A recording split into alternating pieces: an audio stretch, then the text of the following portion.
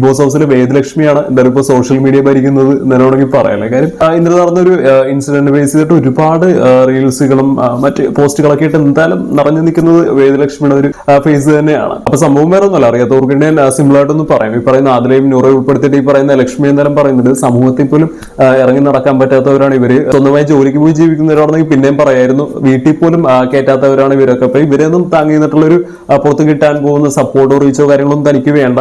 അപ്പൊ ഈ ഒരു ക്ലിപ്പ് വെച്ചിട്ട് പല രീതിയിൽ, അതായത് പല ചിന്താഗതിയുള്ള ആൾക്കാർ പല രീതിയിൽ എന്തായാലും വീഡിയോസ് എന്തായാലും ഉറക്കുന്നുണ്ട്. അതായത് ഒരു ഇമോഷണൽ ബീജം ഒക്കെ ഈ പറയുന്ന ആദിലുടെയും നൂറയുടെയും സൈഡിൽ നിന്നുള്ളൊരു പെർസ്പെക്റ്റീവിലുള്ളൊരു ഇത് കാണിക്കുന്നുണ്ട്. അതുപോലെ തന്നെ മാസ് ബീജം ഒക്കെ ഇട്ടിട്ട് ഈ പറയുന്ന ലക്ഷ്മിയുടെ വേദലക്ഷ്മിയുടെ സൈഡിൽ നിന്നിട്ട് ആ ഒരു രീതിയിൽ ചിന്തിക്കുന്ന ആൾക്കാർ, അതായത് ഈ പറയുന്ന LGBTQ കമ്മ്യൂണിറ്റിക്കൊക്കെ എതിരായിട്ടുള്ള അല്ലെങ്കിൽ അവർ അടിച്ചമർത്തപ്പെടണം എന്നുള്ള രീതിയിൽ ചിന്തിക്കുന്ന ആൾക്കാരൊക്കെ ആ രീതിയിൽ ഒരു മാസ് ബീജം ഒക്കെ ഇട്ടിട്ട് ലക്ഷ്മിനെ എലിവേറ്റ് ചെയ്യുന്ന രീതിയിലുള്ള ഒരുപാട് റീൽസും കാര്യങ്ങളാണെങ്കിൽ അത്തരത്തിലും കാണുന്നുണ്ട്. ഇതിനകത്ത് ശ്രദ്ധിക്കേണ്ട ഒരു കാര്യം എന്ന് പറഞ്ഞാൽ വൈൽഡ് ഗാർഡൻ ട്രീയിലൂടെ കയറിയിരിക്കുന്ന ലക്ഷ്മി ആദ്യത്തെ വീക്കിൽ നമുക്ക് നോക്കിയാൽ അറിയാം ഈ പറയുന്ന ഇക്വാലിറ്റിനെ കുറിച്ചും അല്ലെങ്കിൽ മറ്റ് മാനുഷികതയെ കുറിച്ചും എല്ലാം ഒരുപാട് സംസാരിച്ചിട്ടുള്ള ഒരാൾ തന്നെയാണ് ഈ പറയുന്ന ലക്ഷ്മി. അപ്പൊ ഇതേ ലക്ഷ്മിയാണ് ഇപ്പോ എന്തായാലും എക്സ്പോസ് ആയിരിക്കുകയാണ്. അതായത് ശരിക്കുമുള്ള ഒരു സ്വഭാവം എന്തായാലും പുറത്തേക്ക് വന്നിരിക്കുകയാണ്. സോ അപ്പൊ ഈ വേദലക്ഷ്മി എന്തായാലും ഇവരെ കുറിച്ച് പറഞ്ഞ പോയിന്റുകൾ നമുക്കൊന്ന് ആലോചിച്ച് നോക്കുക. അതിനകത്ത് എന്തെങ്കിലും ശരിയുണ്ടോ എന്ന് നിങ്ങൾ അതിനെ ജസ്റ്റ് ഒന്ന് ആലോചിച്ച് നോക്കുക. അതായത് വേദലക്ഷ്മി പറയുന്ന ആദ്യത്തെ കാര്യം, അതായത് സ്വന്തമായിട്ട് ജോലി എടുത്ത് ജീവിക്കുന്നവരാണെങ്കിൽ പിന്നെ റെസ്പെക്ട് ചെയ്യായിരുന്നു എന്നുള്ള രീതിയിൽ ലക്ഷ്മി എന്തായാലും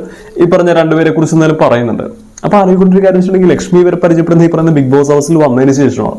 അപ്പൊ ഇതുവരെ ഇവർ ഈ പറയുന്ന ആദിലയും നൂറയും തീറ്റിപ്പോറ്റിയത് ലക്ഷ്മിയാണോ? അതായത് ഈ പറഞ്ഞ രണ്ടാൾക്കാരെയും സാമ്പത്തികമായിട്ടും യാതൊരു രീതിയിലും സപ്പോർട്ട് ചെയ്ത ഒരാൾ വന്നിട്ട് അവർ ജോലിക്ക് പോകാത്തതിനെ കുറിച്ചും അല്ലെങ്കിൽ അവർ ജീവിക്കുന്ന അവരുടെ സാഹചര്യത്തിനെ കുറിച്ചൊക്കെ ഇങ്ങനെ ഒരു വേവലാതിപ്പെടണം അല്ലെങ്കിൽ അങ്ങനെ ആയിരുന്നെങ്കിൽ റെസ്പെക്ട് ചെയ്യാം എന്നൊക്കെ പറയുന്നത് ശരിയാണ് എന്ന് എനിക്ക് തോന്നുന്നുണ്ടോ? പിന്നെ വേദലക്ഷ്മി പറഞ്ഞൊരു പോയിന്റ് എന്ന് പറഞ്ഞാൽ സമൂഹത്തിൽ പോലും ഇറങ്ങി നടക്കാൻ പറ്റാത്തവരാണ് ഈ പറഞ്ഞ രണ്ടാൾക്കാരെന്നുള്ള രീതിയിൽ എന്നാലും വേദലക്ഷ്മി പറയുന്നുണ്ട്.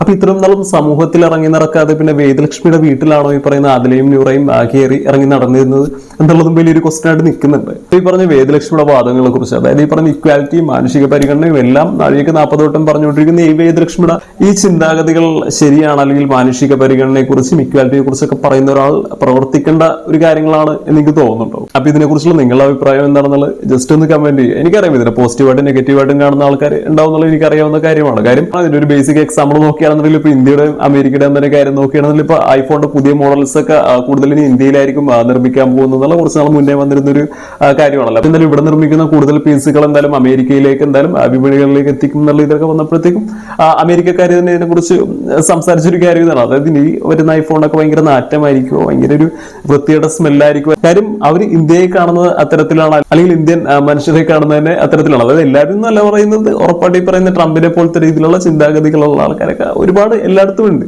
സോ ഈ പറയുന്ന ജെൻഡറിന്റെ കാര്യത്തിനകത്താണെങ്കിലും മതത്തിന്റെ കാര്യത്തിനകത്താണെങ്കിലും രാഷ്ട്രീയത്തിന്റെ കാര്യത്തിനകത്താണെങ്കിലും എന്ത് കാര്യത്തിനകത്താണെന്നുണ്ടെങ്കിലും ഇതിന്റെ രണ്ട് എക്സ്ട്രീം സൈഡ്സ് ഉറപ്പായിട്ടും ഉണ്ട്. നമുക്ക് ഇല്ലെന്ന് പറയാൻ പറ്റില്ല. കാര്യം മനുഷ്യരാണ്, ഇതെല്ലാം ഇവോൾവ് ചെയ്ത് വരുന്ന സമയത്തും ഈ പറയുന്ന പല രീതിയിലുള്ള ചിന്താഗതികളുള്ളതും എന്നാൽ താൻ വളരെയധികം അപ്ഡേറ്റ് ആണ് അല്ലെങ്കിൽ അപ്ഡേറ്റഡ് ആണ് എന്ന് വിശ്വസിക്കുന്നതും എന്നാൽ ഒരു ബേസിക് ആയിട്ടുള്ള ഒരു അപ്ഡേഷൻസ് പോലും വരാത്ത ആൾക്കാരും ഉറപ്പായിട്ടും ഉണ്ട്. അപ്പൊ എന്തായാലും നിങ്ങളുടെ ചിന്താഗതി എന്താണ് എന്നുള്ളത് ജസ്റ്റ് ഒന്ന് കമന്റ് ചെയ്യുക.